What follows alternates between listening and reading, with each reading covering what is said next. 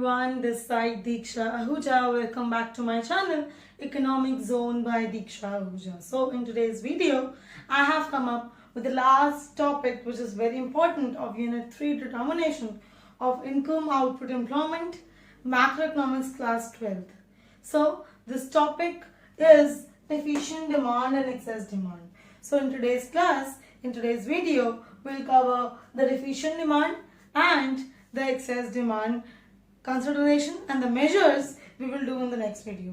So let's understand the concept of both efficient demand and excess demand one by one. So I'm starting with deficient demand, also known as deflationary gap.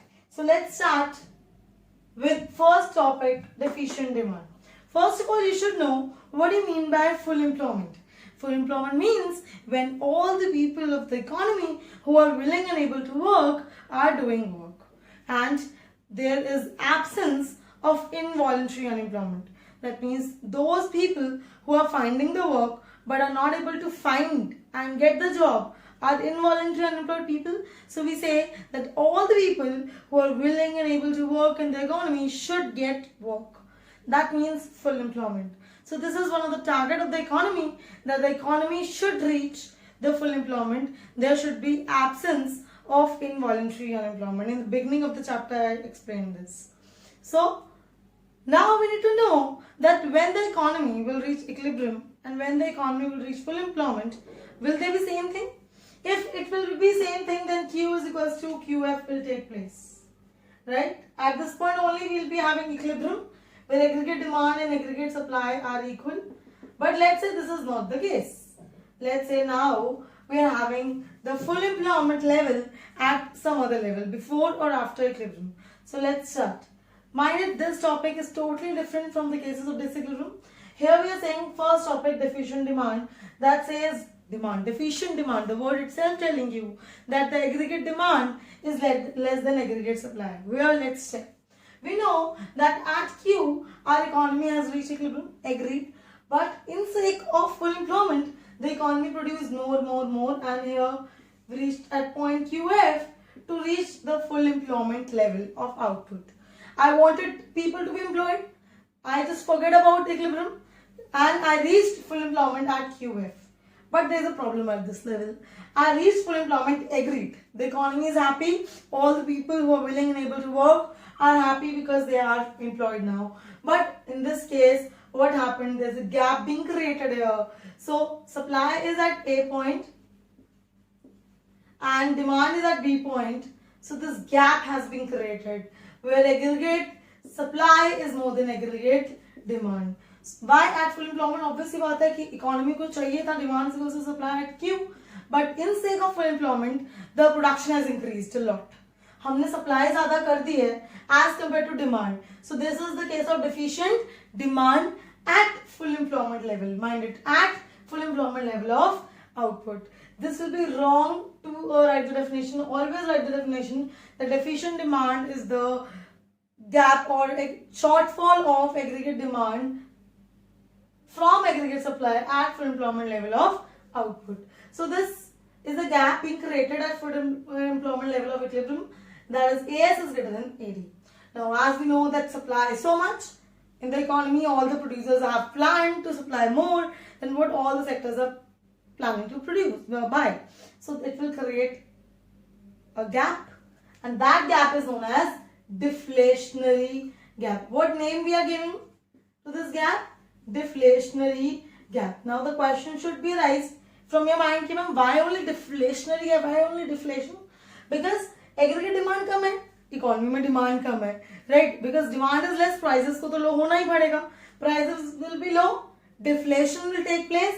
That's why we have given this name as deflationary gap. So the other name of this topic is also deflationary gap. So we have reached here QF, here AD is less than AS, and we have created a gap, deflationary gap, that is denoted by the gap AB, right?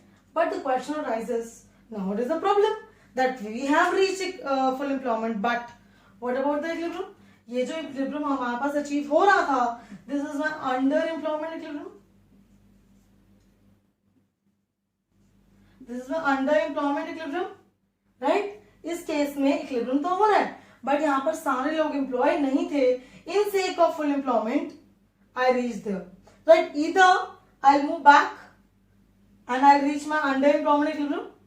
Right, what will be the impact? Either I'll reach a impact of deficient demand will be, I will come back to this Q point at my underemployment equilibrium point.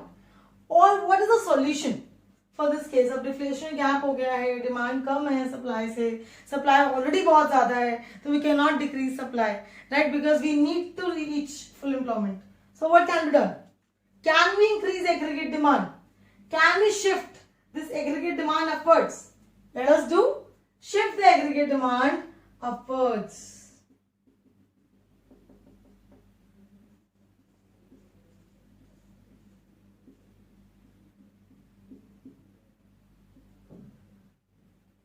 So I have shifted the aggregate demand upwards at AD1. I have shifted it to AD1. अभी shift करने से क्या होगा? We'll reach at point A, right? This point A. This will be new equilibrium, right? Solution is this only, that increase the aggregate demand in the economy.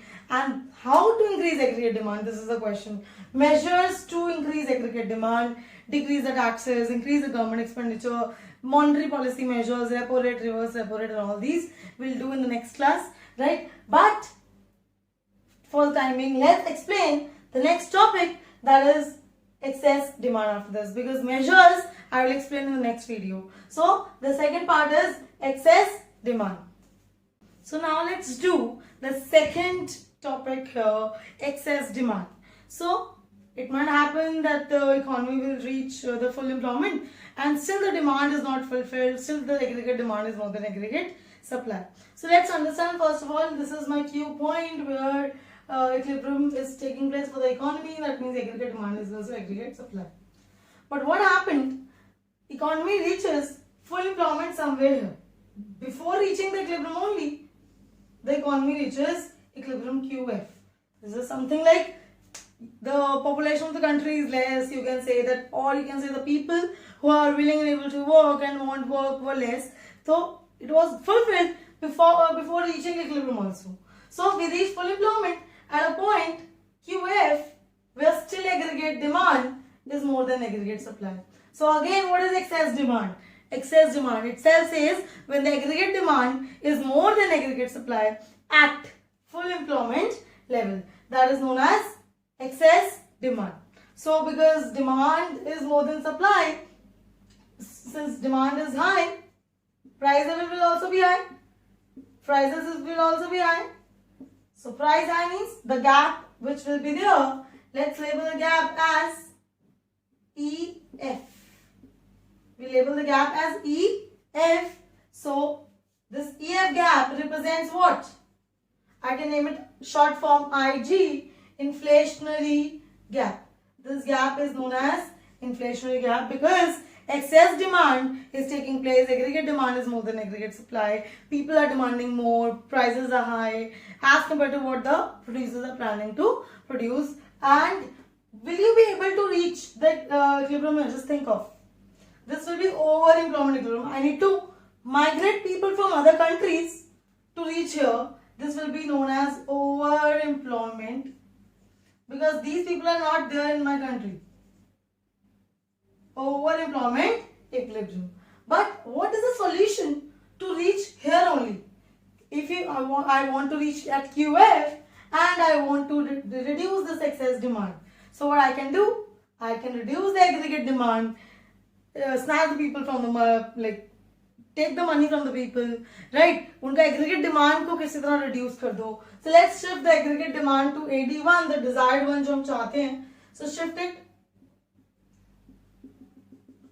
So if I shift the aggregate demand downwards, so I'll reach at point F. Where I will reach? At point F. So I will reach at full employment and the aggregate demand will reduce. Situation of excess demand or the situation of inflationary gap will be curved up. So in both the cases, Deficient demand also, we are just saying the solution is to increase the aggregate demand.